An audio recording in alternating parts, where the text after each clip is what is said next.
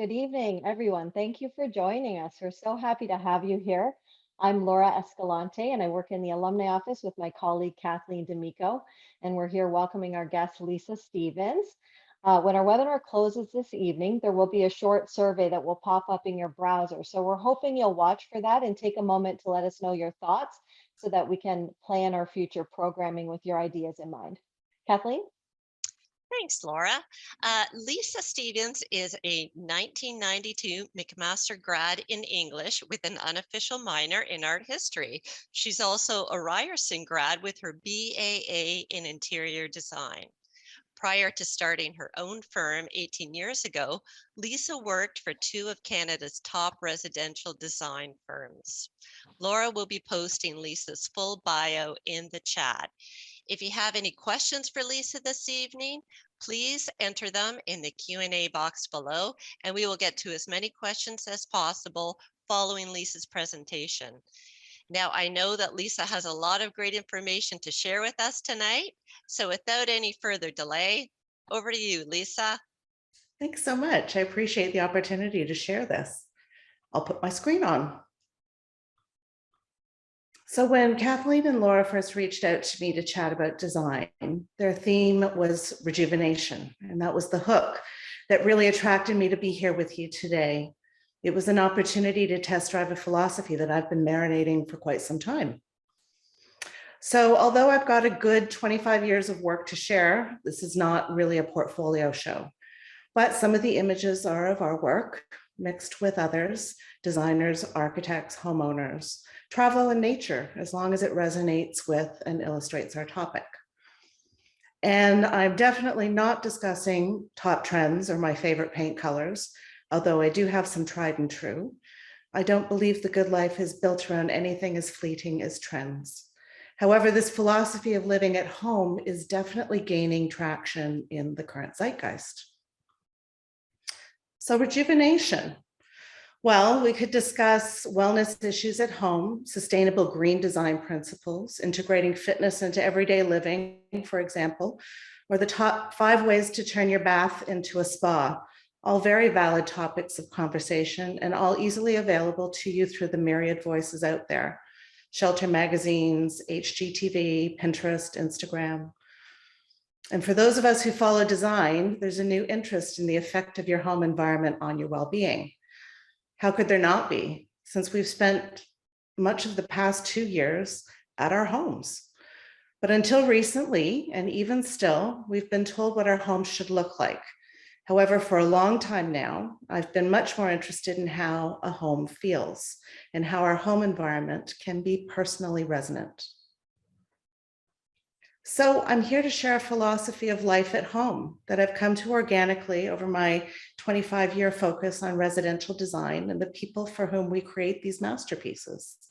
I know from my own practice that when we take a renewed approach and reconsider how we really want to live, casting aside the old rules of how we create a domestic space, that when we follow the path of personal discovery and building relationships and deeply understanding our clients, the result is a home that is enlivened by its inhabitants. It is functional, authentic, deeply beautiful, a sensorial pleasure, and it becomes the framework within which you live your best life. It is designed with individuality and humanity at the core. So I'm interested, what projects are you considering undertaking to rejuvenate your home? Is it a kitchen? Is it a bath, a bedroom, any of the other living spaces, outdoor spaces, or none at all? We're good.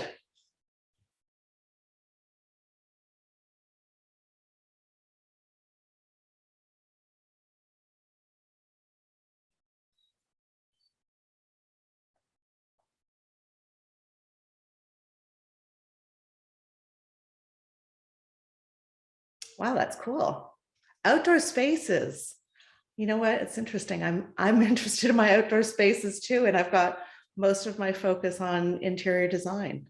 Of course, kitchens and baths are huge, and none at all were good. It's only 5%. So we're really, really interested in what we're doing in our own homes. Next question. So if you are undertaking something new at your home, who are you collaborating with? An architect, and if it's outdoors, it could be a landscape architect, a designer, a builder, or are you self-directed because there's so much information available out there? And you could also be putting together a team of all or any of the above. After all, I find at least the conversation is richer with many voices. Curious to know.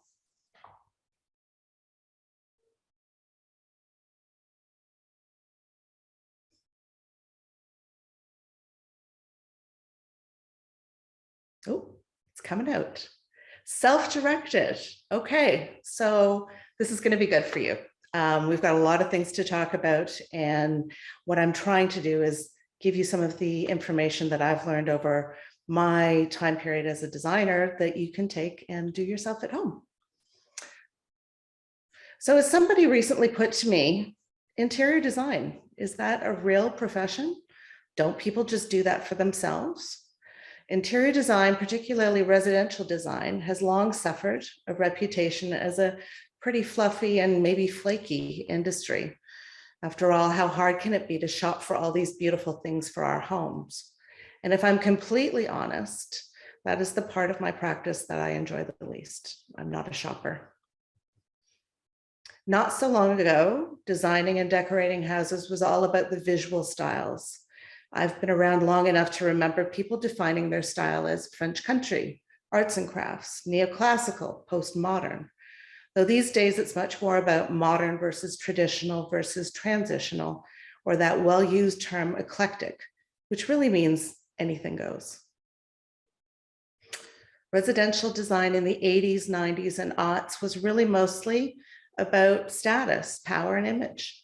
It was about achieving a certain level of success, and therefore my home should, along with my car, my clothes, art collection, etc., reflect that success for all to see and appreciate. And I've done those projects and worked for the firms which create a covetable brand for the people who had achieved enough to afford the pleasure. The results are beautiful, yes, undoubtedly. But a few years ago, a builder related to me a conversation he had with one of these clients, though it wasn't one of my projects at the time. It was a newly built house in a top Toronto neighborhood where the principal of the firm also happened to live. The grand house was completely rebuilt from the ground up over a period of about a few years. It was gorgeous. It had lots of fine finishes and considered design details, beautiful and elegant decor. But as the client told the builder, when he first visited the principal designer's home, which was also newly completed just down the street, well, as he put it, I could have been at my own, insert your own expletive here, house, because it was exactly the same. The builder, being one of the smartest guys I know in the industry, responded quick as anything. Well, you just drove up in that high-end Mercedes. You wanted a great car and a reputable brand. Your house is the same.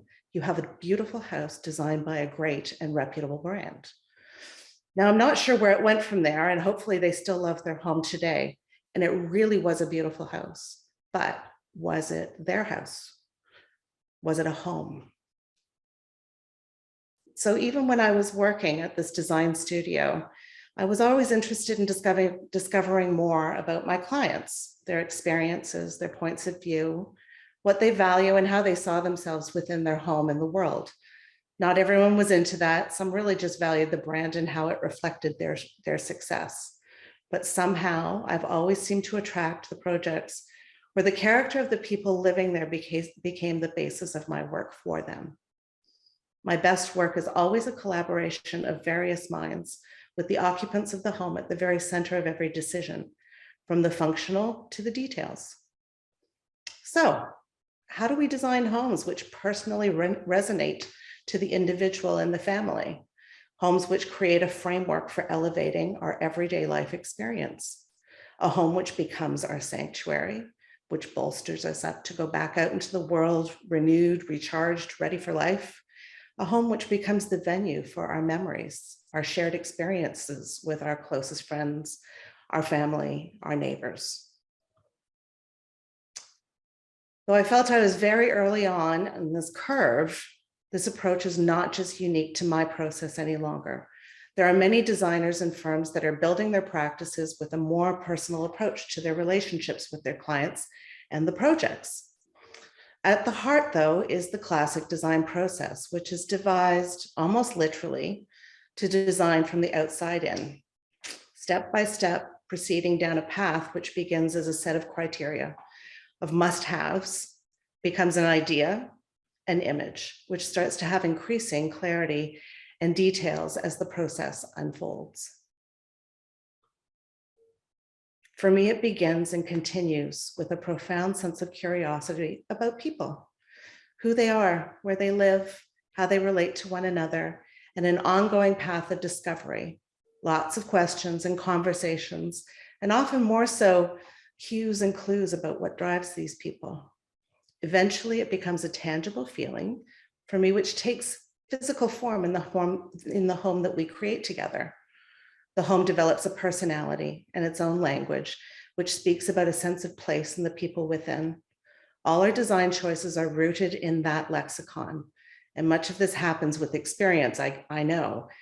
It's almost second nature, and I'll admit I take for granted the tools in my toolbox. I can't help but notice all around me, materials, construction details, furnishings, and beautiful objects everywhere. It's a bit of a curse, trust me. My family is very used to me pointing out something in the background of a movie, for example, usually interrupting a crucial piece of dialogue. And still, there's so much more to learn about design and the building process. I am learning something new on every project. But I do think there's a way for me to share what I've learned and the process that I've developed in my private practice. And I want to give you some of the keys to creating and developing your own elevated experience of home. I see this as an opportunity to start a conversation of a philosophy of designing with a human-centered and more philosophical approach.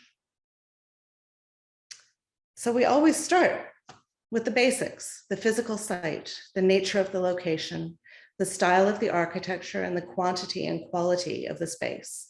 Maintaining an appropriate design that speaks to what already exists is important. After all, you picked this spot, this building, for a reason. I've seen too many postmodern renos from the 80s layered on top of a classic Georgian architecture. It just isn't pretty. And sure, there are the functional questions. When in the market for a house, how do you define at the most basic level what you are looking for? 3 bedrooms, 3.5 baths, wood-burning fireplace, a gourmet kitchen? Stop and ask yourself why. And that's how you will get to the core of what you truly need. Who lives there, both now and in the future? Is it just me and a partner, a family, an extended family? What do you need in a bathroom? 1 sink, 2 sinks, tub, shower, both, rain head or multi-stream shower? Do you cook regularly for function or for pleasure? How elaborate do you want your kitchen to be? I worked for a designer famous for his kitchen designs who never cooked. He even left his oven on for over 2 weeks. He only found out later when his mother visited and noticed it. And when he thought back, he realized the last time he turned it on was all that time ago, but he had a gorgeous kitchen.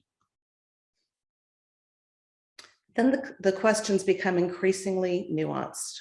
How do you celebrate life's events? How do you entertain when we do that again? And ideally, how would that happen? How do you live in your home? Working, gathering, taking care of yourself and others, screen habits, music, fitness, a spot for reading or for quiet contemplation. How about a more inspired space for fitness and well-being, increasingly a priority for most, rather than a Peloton in the corner of a rarely used guest room? Connection to outdoors, it's an absolute must for me. I maintain my sanity by digging in dirt.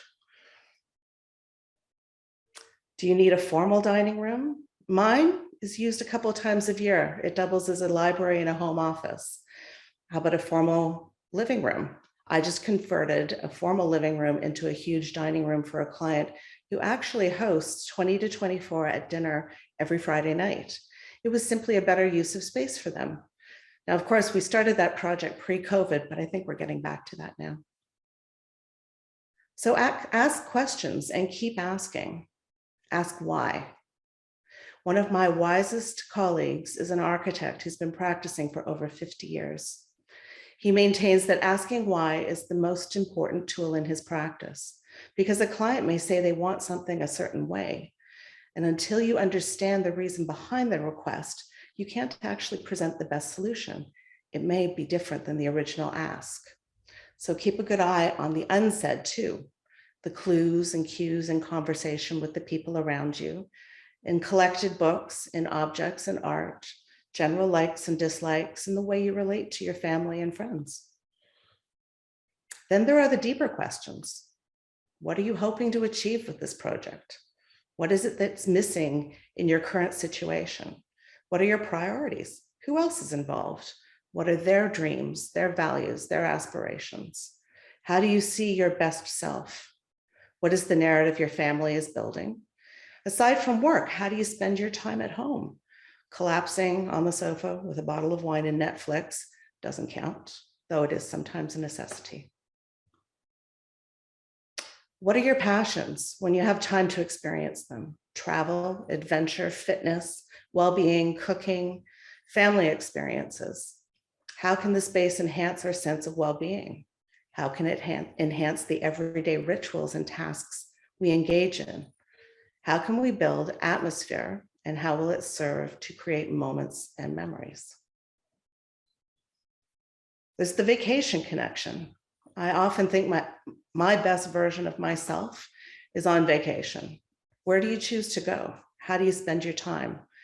Where did you never want to leave? And what was it that made that feeling so special? Or another favorite, the lottery game. If money was no object, how would you live? How would that feel? There are already aspects in those answers that you can incorporate into your home now without the huge windfall. And what don't you want in your life? Sometimes what you don't want is just as powerful an answer. So get slow and get quiet, and a picture will start to emerge about what your best life looks like. Do a mood board. Come back to it over time. Add ideas and remove them. Share with those closest to you. What speaks to your soul and makes your spirit, as my father puts it, soar with the eagles.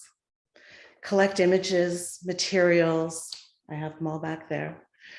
Experiences of places you would like to be a part of. Do you crave simplicity or layers? How do you respond to spaces that are open and airy, cozy and comfortable, moody and dramatic, or clean and modern? What colors, cultures, and places speak to you? For me, nature-based choices are always inspirational. Sea, sand, and sky. Desert sands with shots of turquoise, lakes and forests. But I always keep an eye on what's appropriate for our climate and our quality of light. Much like the steps in building a structure, building a home starts with function at the core. It is, after all, a machine for living. It starts with programming, anticipating, planning, making conscious choices. Design is, at its core, problem solving. Design for domestic life is producing an integrated concept which responds to life's questions and requirements, both at the present and in the future, rather than fixing it all with fancy decor. It's a layering process from the outside in. The planning is well considered. The architectural details are created in a consistent voice. The materials and fittings are selected and applied with thought to contrasting touch and patterning. Surface finishes and paints enhance the balance of color and emotion. If a space is truly well considered, it stands on its own, and it can wait to be filled with furnishings, art, and accessories until the right objects present themselves. I've often said, especially after a long and expensive building process, that I'd rather wait for the right objects that will speak well to you over time, rather than to just decorate to fill the room. But we've all done it. Bought something for the wrong reasons, gone to that big box store to purchase a chest of drawers that we have to spend the rest of the weekend building with just an Allen key because we needed it now. Bought the sofa from the discount section that sort of worked because it was cheap and on sale and we didn't have to wait 8 weeks to get it. Ordered that rug from Amazon, even though when it arrived, it wasn't perfect, but we laid it out anyway. Or felt pressured by a parent, a partner, a friend, to just not be so picky and just get that chandelier. It's good enough. And we've all had the same issues letting go of objects that have long since lost their luster. They're no longer useful, or they just make you feel bad. And I've done all of these over the years. But I know the objects that have stayed with us throughout the lifespan of our family home have some common qualities. They are well crafted, not the decorative equivalent of fast fashion. There's no need to keep filling landfills with this crap. In addition, it usually arrives in a massive container ship, polluting across the world's oceans.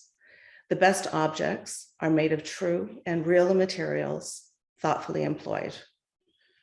If possible, I prefer to support local craftsmen, either here or to the place where it was purchased. This console in this image is by a local craftsman, live edge walnut with insets of mother of pearl and shell. They actually entitled it, they called it Loose Change. I have no problem with used, salvaged, or repurposed items. They bring a sense of energy of other times and places with them. These lamps were made of salvaged pieces of clay downspouts from Paris. And I love pieces that have had the human hand on them. One of my first grown-up furniture pieces was an Indonesian armoire. It cost us $475. You can tell that somebody carved that cabinet by hand. It's imperfect. It's cracked because solid teak does not do well in our variable climate, and the hinges creak. But it has always had a place in each of our homes. Currently, we've installed wine racks inside to create a bit of a cellar. A few of those Allen key armoires have come and gone, but this one we still love. The stuff that lasts, I realized in hindsight, was the best quality we could afford at the time, collected because it spoke to us, and we tend to keep these things longer as a result. That for me is the true value, not necessarily the price tag. Sometimes, yes, there were deals to be had and warehouse sale purchases, but they were made thoughtfully without being distracted about what a deal it was. In fact, I'll admit most of our home is populated by such treasures. And lastly, I collect small objects with memory, shells from the beach where our first daughter's toes touched the Pacific Ocean, red rocks from the desert where our family held our own welcome to the world for our second daughter. I keep their handmade cards and messages inside cookbooks. It's such a treat to come across one of these treasures unexpectedly when searching for a recipe. These are objects that have some kind of good resonant energy that, if you pay attention, gives continual comfort and a sense of rootedness. As we all know, image is everything. Our social media heavy lives have become even more reliant on strictly visual information. But perhaps we're missing something. Our senses work in tandem to add more information to the experience of place. Many of us have gone into a space that looks inspiring, but doesn't smell clean. Or have you touched a beautiful fabric that was actually prickly? Or heard the sincerity in a voice on the telephone? Our visual memories are fleeting, but how many times have you smelled a particular smell from childhood and been transported back to that emotional memory? Your mother's perfume, perhaps. Our sensory inputs are all about being present in our bodies. Places that engage us physically ground us, root us to the experience of time and place, and slow the chatter in our minds. What are some of the other sensory inputs in your home? What feelings do they conjure? Under the heading of sound, dinner party conversations, a crackling fire, rain on the roof, running water, my daughter's laughter, wind chimes, and lately, music from a vinyl record. How about the touch of home? Toes in the water, toes by the fire, sun on your face, the trust of your child's hand, furry rugs, worn leather, nubbly fabrics, a warm bath with bubbles. What is the point of surfaces that don't thrill your fingers? And then there are the smells. Incense, freshly laundered sheets in which my mother trained an early appreciation of the pleasures of a freshly dressed bed, home-baked bread or cookies, lily of the valley, a particular favorite from my mother-in-law's garden, or your favorite candle, and for some reason, the sulfur of the match that lights it. And of course, taste. This is a photo from a shoot that we did at a cottage some years ago. Our intent was to style it so that the kitchen, you could see how beautiful it was, of course, but also to feel how it might be to cook in that kitchen, to feel the crunch of the salt in your fingers, the taste of the wine, the experience the fragrance of the meal as it was being cooked, to imagine the laughter and the conversation in sharing it all with special people, which in fact we did after the shoot was complete. The architect and his wife, the photographer and his assistant, and my team, we all cooked this meal and we sat down together to enjoy it after a successful day's work. How do we lean into our lives, round out our experiences, and make it all more full and more fulfilling? If we can design the framework of our living spaces, our homes, our offices, our studio here is still a work in progress, and our public spaces, we can consciously integrate design solutions for making more room for the activities that feed our souls and make even our everyday chores a pleasure to engage with. Some of it is shifting our mindset, being present and mindful, clearing the clutter, both literally and mentally, but leaving room for life. Remember, again, at its core, design is problem solving. So define your problem, your needs, ask all the questions, try out ideas, often on paper, and sometimes in mocking up the space full scale, just to see it as close to reality as possible. And assess, does it meet all the needs? Is anything missing? Is anything awkward? And then iterate. The first idea is rarely the best answer. In creating a kitchen, perhaps the most intensively functional space, the design process is given a real workout. Make the everyday spaces that function in your home a pleasure to be in. Mudrooms that you enjoy putting your stuff away and hanging up your backpack. Laundry rooms that are organized with everything in its place. Closets, preferably with a view. I have a few tried and true storage rules to balance functionality and aesthetics. Plan for the Costco-sized pantry. There's nothing worse than not knowing where to put that giant package of toilet paper. I love drawers that are below counter height rather than having to dig down into the cupboard on your hands and knees to find that thing that you used sometime last year. And then just to make things better, drawers within drawers so that you're using up all of the space and all of the height. And when you think you have enough storage, add more. Storage should comprise about 15 to 20% of your space. When it's all done, cherish your private world, even if it isn't exactly how you would have it yet. Take care of your stuff. Invest the time our grandparents did. Quality well cared for only gets better over time and isn't easily disposable. Use natural, good smelling products in the care of your home. The act of caring for your stuff can actually become an elevated ritual. In itself, an exercise in mindfulness. I swear, there is a zen to doing laundry. But when accidents happen, scratches, dents, etc., they can actually add character to perfection. They can become a story in a family. This coffee table in this photo was actually repurposed from the client's family room to this cottage. When their 4 daughters were very young at the house, the parents went out one night and grandma came to babysit. During the evening, the youngest daughter somehow got inside the framework of the table. Maybe she was in jail or at the zoo, I have no idea. But she could not squeeze back out. So Grandma flew into action. She got a saw from the garage and started to free the little one, cutting into the trusses into the base of the table. Of course, the clever older girls watched this happen for a bit and then just lifted the table and freed their smallest sister. But when we refinished the table for the cottage, my client was very particular about ensuring that the fix did not entail getting rid of the sawn piece, because it has become a cherished story to share and a reminder of when they were young. Design doesn't have to be serious. Inject it with moments of your own wit and sense of humor.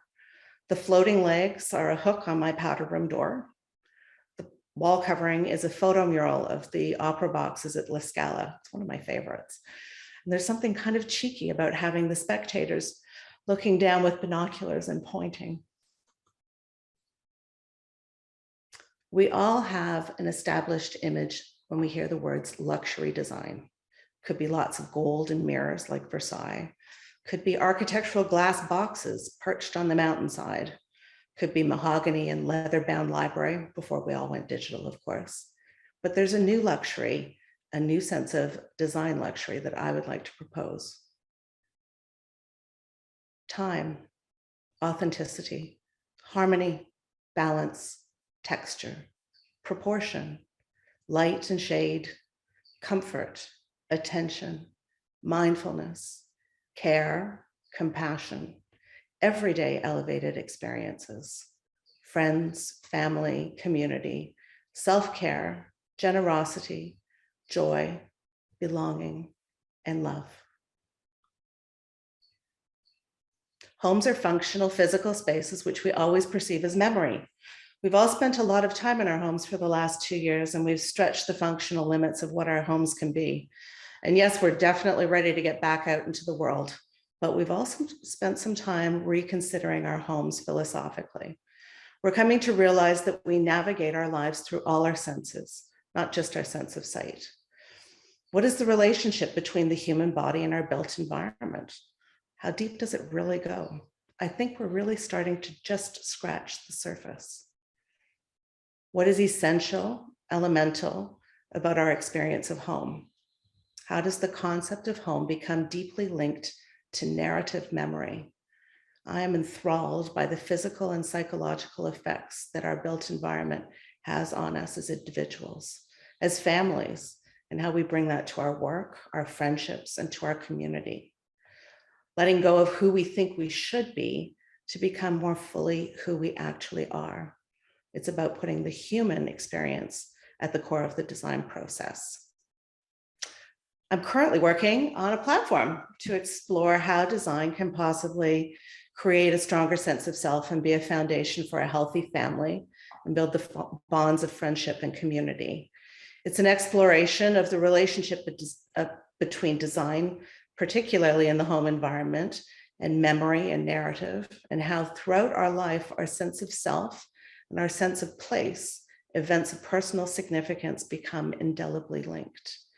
And if you're interested in contributing to this conversation, I'd encourage you to sign up for our seasonal newsletter and check out our Instagram. We're just about to launch into a conversation that I'm hoping many of you will engage in.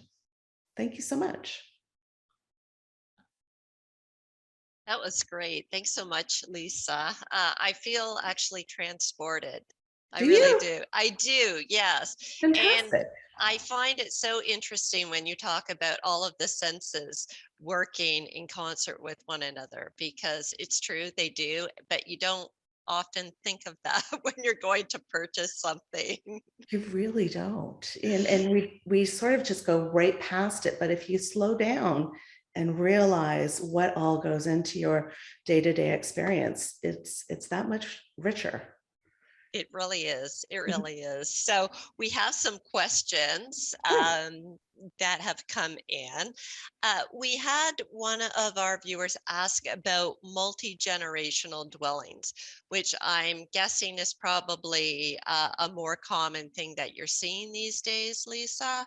I think there's a huge conversation around this, and I think that certainly COVID has brought this to the forefront. We've got a couple of different pressure points. You know, our older loved ones have not done well in long-term care, and we want to take good care of them. And I think too, for people who have younger people that are just getting into the housing market, it's really daunting. And I think there is going to be a big renaissance of living collectively as a either a family or a family that you choose to have. I think we can't rely on just small spaces to fill that need and fill that gap. I think we can actually live richer lives by taking care of one another. And I think design has, design is problem solving. So I think design has a role to play in that conversation. Absolutely. Another one of the viewers has asked, they're always looking for strategies for designing small spaces, maximizing function and beauty. Any tips you could give with that, Lisa? Storage, yes. Storage and storage. I think having your storage well accounted for, well organized, helps to make everything just go easier in your life. If you can open a drawer and get that thing that you're looking for rather than rooting around and moving many things to get to it, I think life gets that much easier. And then you can really focus on creating the experience and the beauty around you when your stuff is away. Great. How does biophilic design fit into this design approach? I know you did talk a little bit about the outdoor spaces and bringing the outdoors in. Yeah, that's a bit of a buzzy word right now in design, biophilic design. And it's certainly, you can tell we've gone through this whole experience where we've been trapped indoors for a period of time because we're really reaching out to have experiences in nature and bring that also into our home environment. So opening the windows, opening the doors rather than trapping the air inside. But then in addition to that, there's a lot of wood that's coming into play. There's a lot of more organic shapes and organic materials that are coming into play versus plasticized materials and colors. And I think it's just all of us looking for more connection and more authenticity in the world around us. I think we can create that at home too. Yes, that would definitely be nice. Yeah, for sure. For the average layperson who's trying to find designer finishes without hiring someone, they're having challenges about how to source. Any recommendations you could give on that, Lisa? Actually, we're all having challenges right now. Yeah. Everybody's talked about the supply chain, and it's real. The reality is, with the internet and there's so much information actually out there, it's almost too much information. So just kind of going down the right sources and finding voices that you like, you can actually start to find some of these sources. So things that were available only to designers even 10 years ago are now available on the internet, depending on where you look, just about anywhere. It's becoming quite a flattened marketplace. Now, there's a lot of things that we've also lost over a period of time because the artisans and the people who created carved furniture, for instance, or some of these more highly detailed artisanal skill sets, they're going. They're either retiring or they're, the skill sets are not being passed down, and the artisans are not as plentiful as they once were. So it is absolutely more challenging to find sources. But if you start looking around Instagram, people are really, really free with sharing their information and their sources. So that would be my first suggestion, is to house Instagram, Pinterest, all of the big three, and looking in the back of the shelter magazines. Great. One of the other questions that's popped up is one of the viewers was saying that they're not really sure of prices of working with experts, how those Yeah. range. Any guidance you can give on that? You know what, there really is, there's a real range out there, and it really depends on how seasoned your designer or your architecture or whoever we're speaking of is. How much of a team do they have around them? How much overhead are they carrying? Often, if you're looking for somebody that is a little bit more cost effective, getting a sole practitioner that doesn't have as much overhead to sort of to have to charge for is a way of getting some good ideas. There's a lot of designers that are sort of getting older and have a lot of skills and a lot of good information to share, but they don't want to work full time anymore. So they're just doing a little bit of part time from home. Look around for those people, and they're a little bit more cost effective, and they have a lot to share. Good advice. Okay, another question here. Lisa's presentation was so calming. I totally agree. I could listen to Lisa talk about this topic for hours. Again, I could totally agree. So the question in this is, are there any recommendations for individuals who rent who may have design limitations or Sure. restrictions? Absolutely. While we were renting long ago, you can't make the changes to the interior environment, the paints, the cabinetry, whatever. Start collecting some of those objects and that's where that $475 armoire came from. It was our television cabinet long ago when we put TVs and things. But we started collecting objects that later, when we had a mortgage and kids and lots of other financial commitments, we couldn't necessarily afford. So my advice really is, early on, buy quality stuff. Fit your kitchen out with good quality knives, with good quality pots and pans, because often you think you're going to replace them later, and you don't.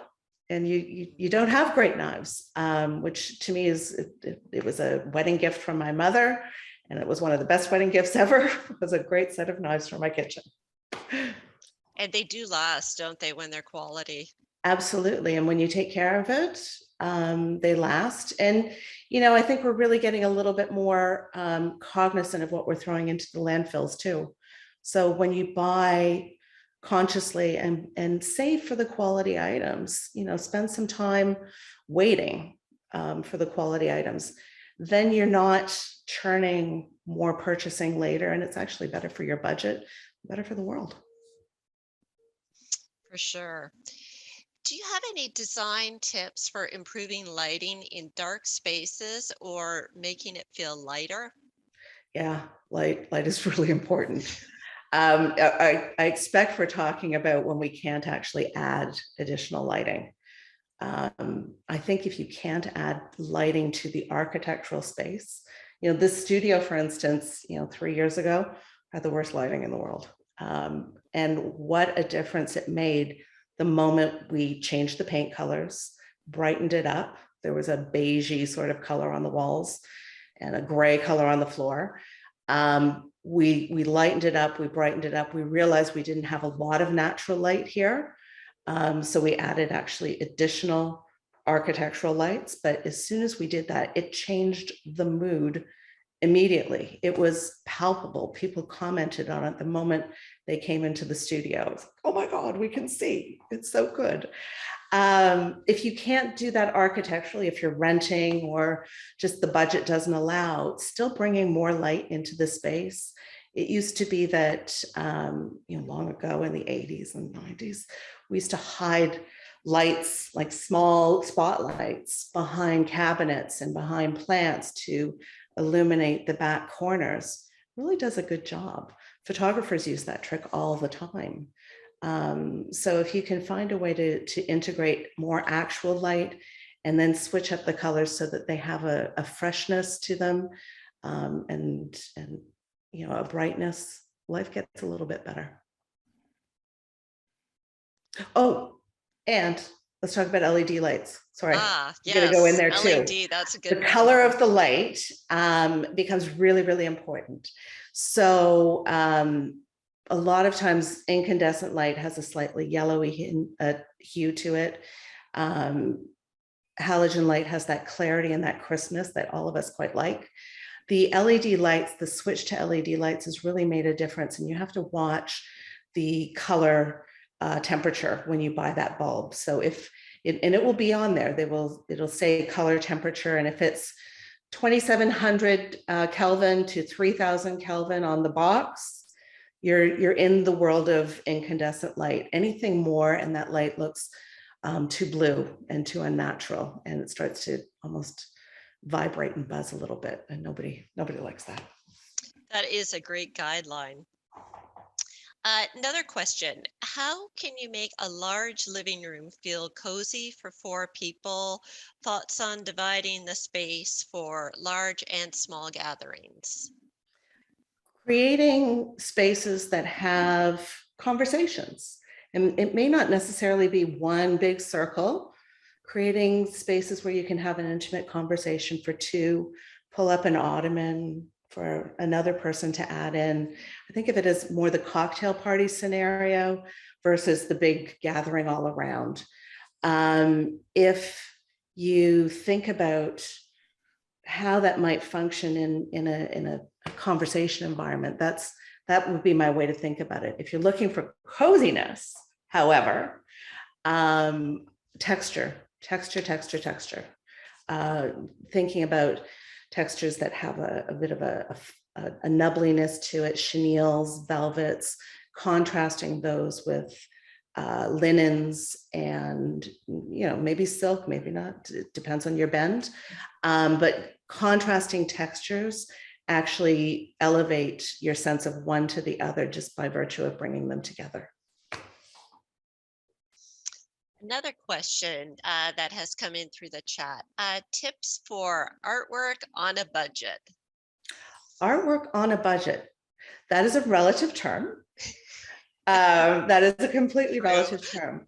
I have, family photographs are huge. I used to be able to get at Pottery Barn white framed picture frames that you can actually puzzle together and put together as a family wall. So you can actually cover a whole wall of your travels, events, your kids' birthday pictures, those kind of fun things that are actually part of the conversation when you have people over or when you just are looking at them yourselves. I love a family photo wall, and you can do it really, really inexpensively with some of these like Pottery Barn or CB2. They offer all of those systems where it's different sized frames that you can put together.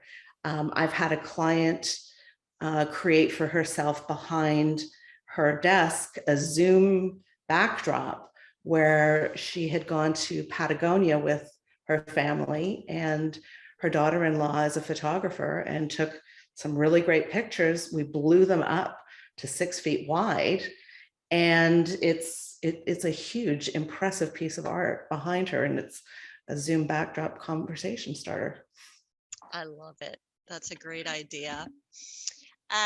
Another question, you touched a little bit about this in your presentation, but decluttering and the effect of clutter on your well-being. I think it's huge. I really do. I know for me, we call it in my studio procrastinating. Love But, it. if I don't have a sort of a clean surface when I'm getting into some deep work, I can't actually get into it. I'm too distracted by the things around me. And yes, there's some procrastination involved in getting into the actual work, I will fully admit. But I think that having the ability to open your closet door and see what is in there clearly rather than it being a jumble of stuff, you can create a better outfit that way. For instance, what's in there. You can see all of the things at your disposal. And sometimes it's about getting rid of some of the stuff that you've never worn or worn once in the last 5 years, so that you can actually put the things together that suit you and work better for you. Same thing in the kitchen. When we moved into this house, when we first moved in, my mother came over, and she's an amazing kitchen organizer. And she, the first thing she did, the movers were still there, and she was putting my kitchen away and cleaning all the stuff and making it so that I opened all the drawers and things were where they were supposed to be, where she and I both work in the kitchen. It's different for everybody, but she and I do this the same. And as soon as I felt like everything in my kitchen was put away, there were boxes everywhere and furniture wasn't yet properly placed, but my kitchen was right. And I felt like, okay, I've got this. Yeah. Yes, I can totally relate to that. Yeah. This is a really good question. For people as they age and they don't want to move, what are some of your resources for home adaptations that they can do to stay in their own homes? You know what? That's a really good question. Yeah. And I think that there's so much health and value in being able to stay in your own home as long as possible as you age. Obviously, having a good support system is huge.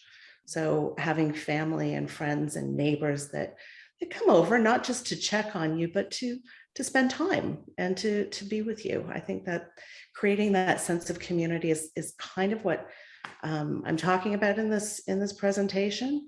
But when we're talking about physical things, obviously there's grab bars and lots of tools to help make the home more safe. There's alarms that if you leave your oven on, for instance, it will either alert you or it will shut off after a certain period of time.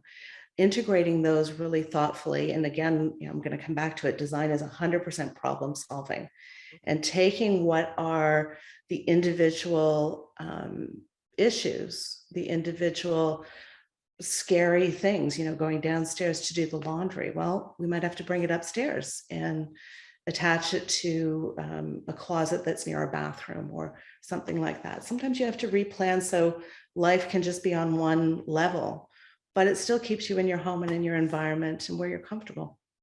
Yeah, for sure, which is where you want to be. Mm-hmm. Do you have any ideas for temporary seating when guests come over? This viewer is living in a small space on their own and doesn't need too many chairs on a daily basis, only when people are coming over. Yeah, I get that too. And it's aside from folding out card chairs or a card table, there's not that many solutions. You can design your dining style chairs so that they, maybe it's a chair in a guest room, it's a desk chair. You start to gather them from all of those other places and put them with the dining table. And if you are really clever about it, they all speak to one another. Then of course there is the folding out chairs and that sort of solution. We used to do this better, by the way. My great grandmother, it became my grandmother's and now it's at my mother's house, had a console. I swear it was only this big. And it would fold out and pull out and gate leg and all kinds of clever details that I can actually remember sitting around the table with 12 or 15 of my aunts and uncles and my grandparents. And somehow this little tiny console that's in my mother's hallway became a big table. I'd really like to get to a point where we can start using some of those clever solutions in condominiums and smaller spaces. Yeah, true. I think there's an opportunity here. I think so too. Another question. One of the viewers bought some reddish Canadell birch furniture because they liked the style of the chairs. They wanted to stain it darker. The manufacturer said the stain could turn out spotty. They're wondering, should they paint? And if they do paint, what is the best brand of paint to use? Ooh, there are some great primers out there. It's not necessarily just the paint, but you do want to use a top quality paint, a Sherwin-Williams, a Benjamin Moore. But let's get back to the first part of the question, is painting the chairs. Mhm. If they're going to be bumping around a lot, if they're dining chairs, for instance, and pulling in and out, I'd be really wary about painting. I'd be a little concerned about that because the finish could chip and you could be unhappy with the outcome. But if they're a little bit more stationary, go ahead, paint them up. But use a very, very good primer, and be really careful of the sheen that you select. Some of the sheens are a little shiny and they show every imperfection. Okay, that's good advice. Just looking to see if we have any other questions. Um, Another question about outdoor living space. Should it be a priority for Yeah, well-being? Yeah, I think I absolutely. agree too. And I think by the poll we saw, right? Yeah. I think that was the highest, wasn't it? It was the highest. And Yeah, it's really interesting because that's also where I'm spending a lot of my energy and dollars myself. I'm yeah, a frustrated landscape architect is really what I am. But I use a lot of my interior principles to create the experiences outside. So for instance, we have, obviously we've got a dining area, but we have a living area too. We've actually added some my husband got a video screen, and we've got a video link to our computer so we can watch movies outside. We've always done this since my girls were little. This was, every weekend birthday parties, there'd be a movie in our backyard. nice. Yeah, and creating those kind of living experiences outside, particularly in our climate, where we only have this from now until November, and looking for ways to expand that time period. I'm all for it. I think creating the lifestyle outside is, I hate to say it, even more enriching than the one inside. Yeah, I totally agree. And I think we're getting close to the top of the hour. So maybe one more question. Sure. One viewer is asking, can I paint my kitchen cabinets? Yeah, Yeah, there's actually services out there that are doing a good job with this. So they are taking your cabinets away or your cabinet doors away and refinishing them. I have a painter that will do it on site, which is fantastic. Again, nice. it's all about really good primer and a really nice multi-layered thin coat. But we've done it, and we've done it really, really successfully. So if you don't like the color of your kitchen, go for it. Great advice. And we are almost at 8 o'clock. So I want to thank you so much, Lisa, Thank you. for spending the hour with us and giving us such great tips. What I also want to mention to our viewers is that we will be sending out an email probably in about a week or so that will have a link to the recording of tonight's webinar, but we'll also have a takeaway that you will be able to use that Lisa and her colleague Chloe have created, and And also Chloe an got very creative with this. It was awesome. yeah, it is great. I have seen it, so I think everyone's going to really enjoy it. Yeah. And thank you to all of our viewers for joining in. And Lisa, I have to tell you, I'm just watching a lot of messages come into our chat, thanking you for your talk Well, that's and great. saying how much they've all enjoyed it. I really appreciate that. I hope it's giving you some ideas. Yes, it certainly has. So again, please take a moment to complete the survey when you leave the webinar, and you will be able to watch for that email that we send you with those great resources. So thank you again, Lisa, and thank you to all of our viewers tonight, and we look forward to seeing you next time. Thanks, Kathleen.